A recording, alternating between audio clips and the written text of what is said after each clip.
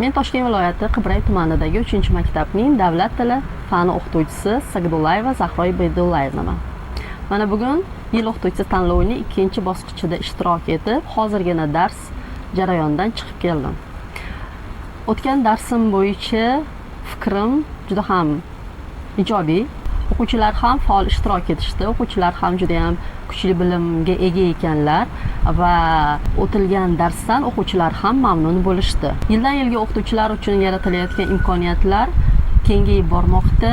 Bunga bittagina misol sifatida mana shu yil o'qituvchisi tanlovini misol tariqasida keltirishimiz mumkin. Barcha ustozlar uchun yaratilayotgan imkoniyatlar uchun avvalo davlatimiz rahbariga, qolaversa mana shu tanlovni tashkil etgan mutasaddi rahbarlarga, tashkilotlarga o'z minnatdorchiligimni bildiraman hamda keyingi 3-bosqichda ham ishtirok etaman degan niyatdaman. Qolgan ishtirokchilarga ham omad tilayman.